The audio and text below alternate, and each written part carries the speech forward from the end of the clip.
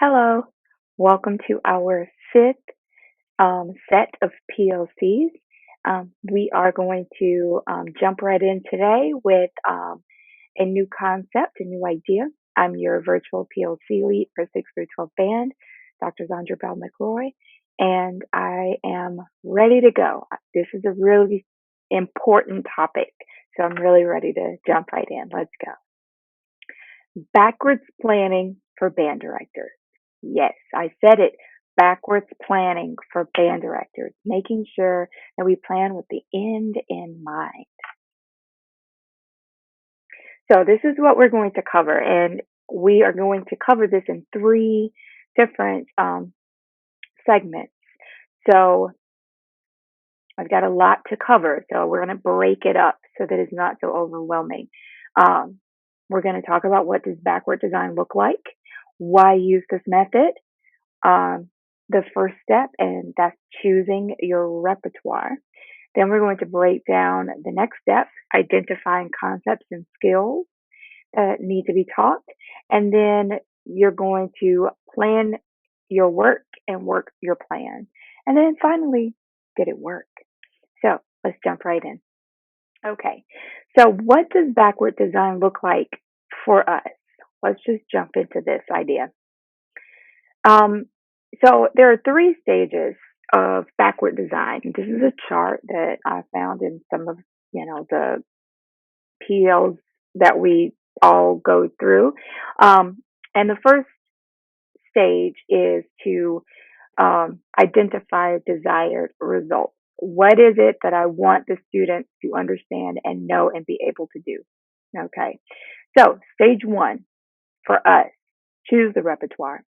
Choose music within the ability level of your student. Then move on to stage two. Determine what skills, concepts, standards students must have mastered to successfully perform this repertoire that you've chosen.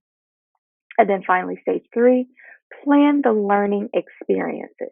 For example, scales, rhythms, method book work, vocabulary, etc. Lean on the Georgia Standards of Excellence. They will help guide you and lead you. They really, really will.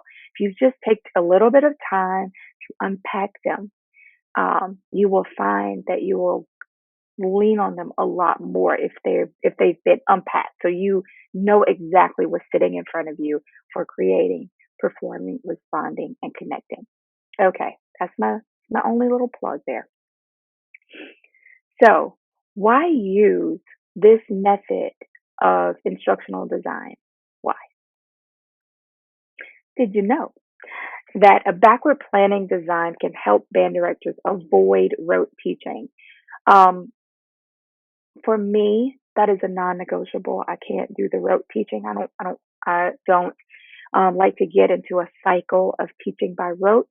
Um, so oftentimes, when we get into these cycles of teaching by rote, it is because the students don't have the skills and concepts necessary to be able to execute the music without an excessive amount of guidance from the teacher. Don't get me wrong. I don't just say, here's your music, kids, play it, and I'll see you in 2 months for our concert. No. Um, but there is a lot of independence that has already been taught, and so they can navigate the music um, a lot easier, and we are able to work on things past notes and rhythms much sooner. So this is a definition that I got from the Glossary of Education Reform. Backward design arose in tandem with the concept of learning standards, and it is widely viewed as a practical process for using standards to guide the development of a course, unit, or other learning experience. So having standards, CSE, can really help, and leaning on those can really help you to develop a learning experience that is really high quality for your students, and it will stick with them and be useful beyond the piece that you're trying to perform, if that makes sense. So here's just a quote from the Understanding by Design book. Um, Learning is enhanced when teachers think purposefully about curricular planning. It is so important to think purposefully about the planning that goes into the teaching and learning process in our classroom. I think sometimes people underestimate how meticulous band directors and other music teachers are with their planning and their curricular decisions um, because they just see us playing music with kids and they think, oh, that's so fun. They're just playing music with the kids. Mm-mm. It's so complicated. And so um, being able to really think purposefully about that planning that goes on will free you up to really create very meaningful musical experiences for your kids.